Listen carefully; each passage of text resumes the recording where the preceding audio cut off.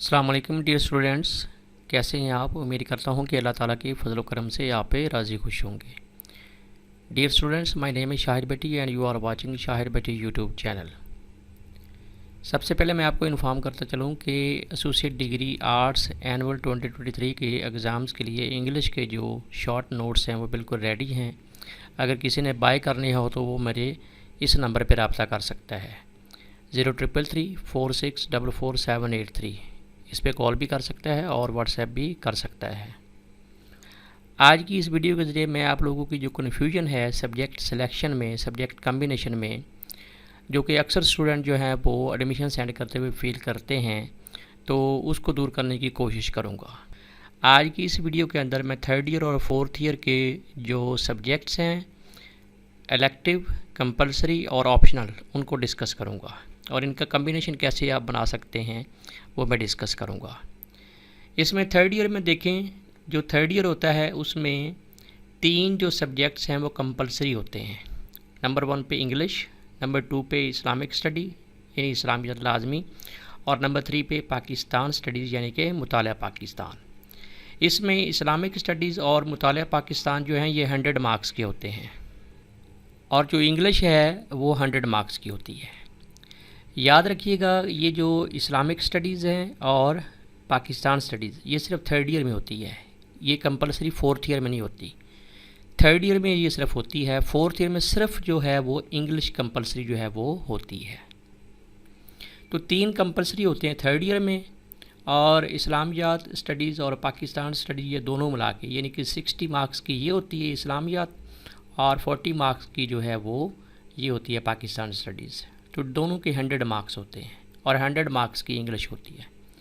Third year में बाकी 2 जो सब्जेक्ट हैं वो कोई से आपने इलेक्टिव रखने होते हैं, वो 100 मार्क्स के 2 इलेक्टिव आपने रखने होते हैं। अब उसमें एक लंबी लिस्ट है, ये जो लिस्ट मैं अभी काउंट कर रहा हूँ, जिनके नाम ले रहा हूँ, ये इलेक्टिव में भी होते हैं और ऑप्शनल में भी होते हैं। इसमें एजुकेशन है, जर्नलिज़म है, पोल साइंस है, कश्मीरियात है, पंजाबी है, जियोग्राफ़ी है, साइकोलॉजी है, सोशियोलॉजी है, इस्लामिक स्टडीज़ है, उर्दू है, इकोनॉमिक्स है, सोशल वर्क है, पर्शियन है। अभी यही सब्जेक्ट जो हैं, यही जो नाम है, ये ऑप्शनल में भी होते हैं। अब आपने करना क्या होता है कि 2 इलेक्टिव आपने थर्ड ईयर में रखने होते हैं। 3 तो कंपलसरी हो गए थर्ड ईयर में, लेकिन इनके मार्क्स 200 बनेंगे क्योंकि इस्लामियात और पाकिस्तान स्टडी जो है ना ये 100 मार्क्स के होते हैं।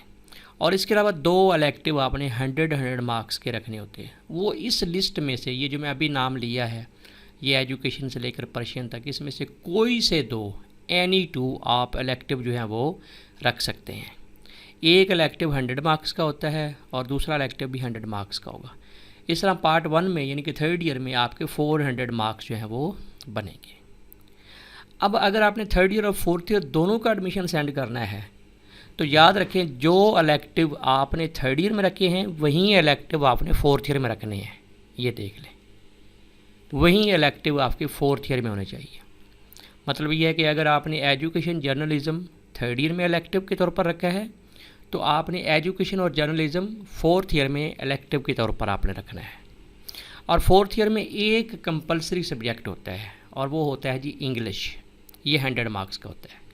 2 इलेक्टिव जो होंगे 2 इलेक्टिव जो होंगे वो 100 मार्क्स के होंगे और इस तरह 200 मार्क्स के ये बन जाएंगे। अब चूँकि 100 मार्क्स मिसिंग हैं पार्ट 2 में इस्लामियात और मुताला पाकिस्तान नहीं होते, वो 100 मार्क्स मिसिंग हैं, तो लिहाजा उसकी जगह एक ऑप्शनल सब्जेक्ट 100 मार्क्स का आपको रखना होता है। वो आप इस लिस्ट में से कोई एक रख सकते हैं। ऑप्शनल जो है, जो लिस्ट ये सामने आपको नज़र आ रही है, एजुकेशन, जर्नलिज्म, पोल साइंस, कश्मीरियात, ये सारी जो लिस्ट नज़र आ रही है, इसमें से कोई एक सब्जेक्ट आप ऑप्शनल के तौर पर रख सकते हैं। लेकिन ख्याल रखिएगा, जो सब्जेक्ट आप इलेक्टिव में रख रहे हैं वो आपका ऑप्शनल में नहीं होना चाहिए। स्टूडेंट क्या करते हैं, वो इलेक्टिव भी वहीं रख लेते हैं और ऑप्शनल में भी वहीं रख लेते हैं, तो बाद में उनको ऑब्जेक्शन का सामना जो है वो करना पड़ता है। जो अख्तियारी मज़मून या इलेक्टिव सब्जेक्ट आप रखते हैं वो आप ऑप्शनल में नहीं रख सकते। इलेक्टिव और ऑप्शनल में कंट्रास्ट आना चाहिए। अगर ये कंट्रास्ट आप नहीं सेम कर लेते हैं तो फिर इसके ऊपर जो है वो ऑब्जेक्शन लग जाती है।